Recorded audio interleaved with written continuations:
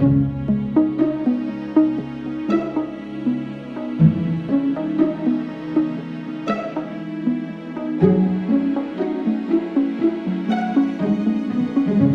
our exploration of these sites, the Spirit of the Serpent team follows traditions similar to some of the Soviet research, in that we combine traditional scientific methods with some a little bit more esoteric and metaphysical. Julie Soskin likes to be called a sensitive. Some call her a psychic or medium. Unlike others in our team, Julie's life path seemed mapped out from a very young age. I used to be able to sometimes hear what people were thinking, and I used to repeat it.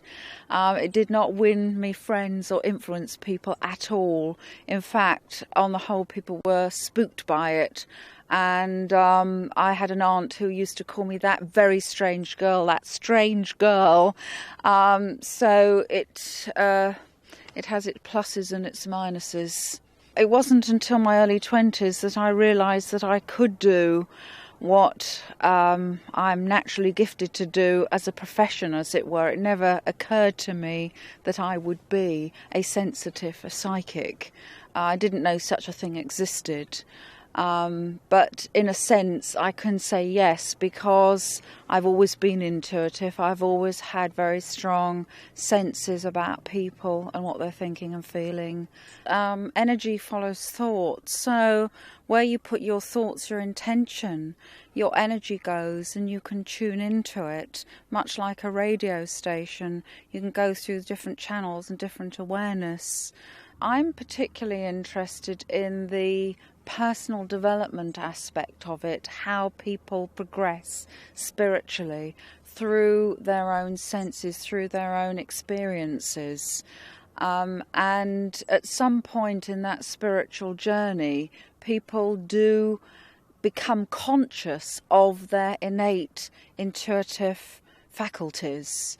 And when they do, the consciousness increases a great deal. So the spiritual development speeds up radically at that point. So I see intuition and spiritual growth as being hand in hand. It comes at a point in people's life where they suddenly realise there must be something more to life than this. That's the usual quote that people give. And by that, it means that that person realises that it's not just the physical world that we belong to. They may have some kind of psychic experience. They may have a spiritual experience.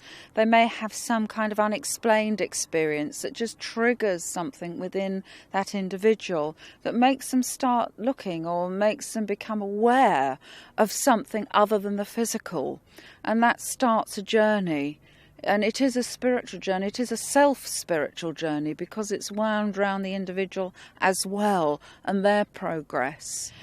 I kind of fell in it. I went and had healing because I'd had an operation, and a neighbour said, go and see a healer. I didn't know what a healer was. I went and had healing, and the healer said to me I should be in a development group. I didn't know what a development group was, but I joined this group, and it had a profound effect on me, not least of all because I found that I wasn't going mad, because as a teenager particularly, I used to pick up so much of other people's stuff that the lines were blurred between what was mine and what was other people's. And there was a point when I was about 19 where I wondered if I was actually completely sane.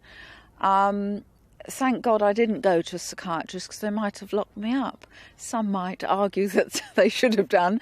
But when I started meditating and started developing properly, I was able to be in control of my energies for the first time in my life. So it had a very profound effect on me. I actually had no particular interest in being a medium at that point, but the development process and meditation, the experiential exercises, alerted me to the fact that it was actually making me a better person.